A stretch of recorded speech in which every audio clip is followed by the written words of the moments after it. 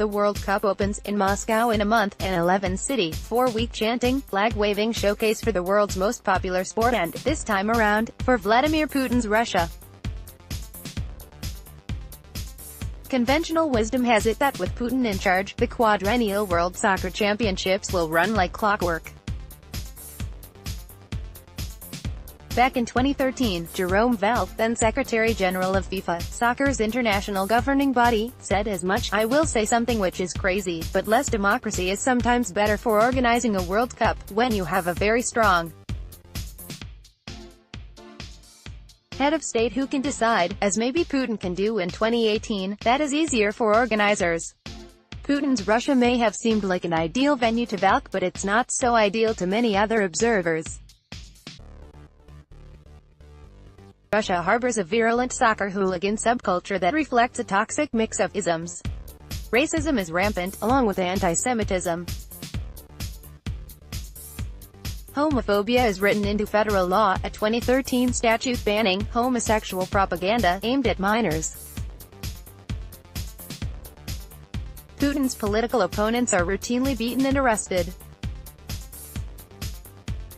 Instead of what FIFA says its championships promote, the integrity of football, there's every chance the Russia World Cup will display its host country's ugly side: bigotry, xenophobia, ultranationalism.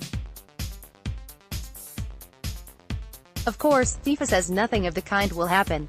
Russia's soccer governing body, the Russian Football Union, has even hired an anti-racism inspector, Alexei Smirtin.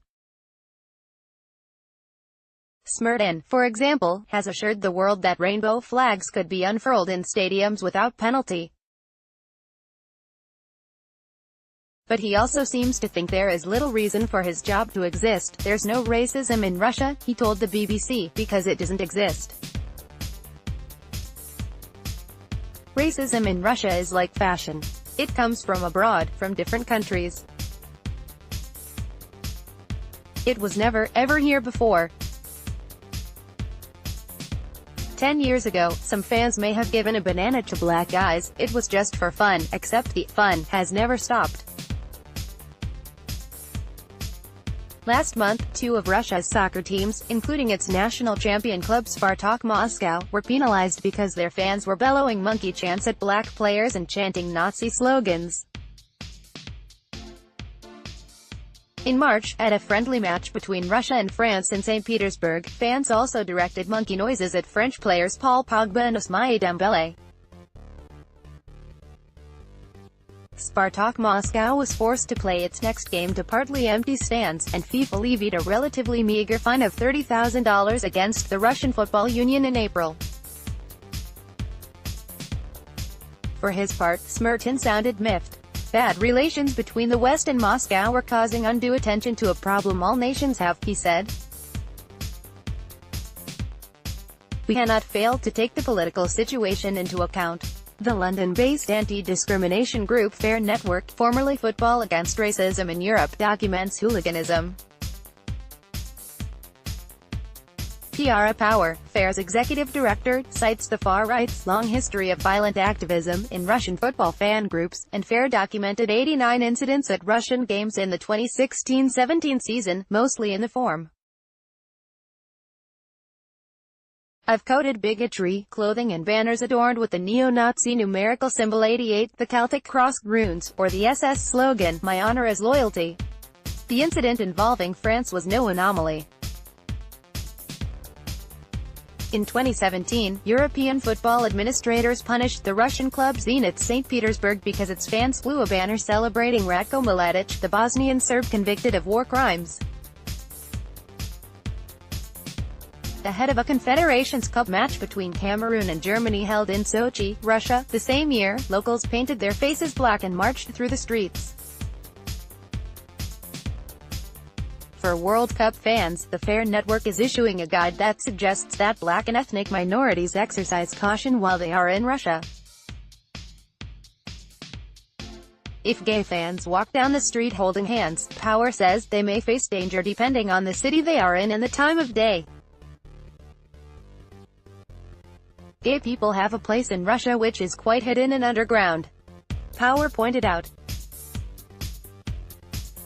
Earlier this month, The Guardian reported that pro-Kremlin Cossack militia members would be policing World Cup venues to ensure public safety. Also this month, Cossack troops attacked activists at an anti-Putin demonstration in Moscow before his inauguration. In 2014, they were photographed whipping members of the political art collective Pussy Riot at a protest during the Sochi Olympics.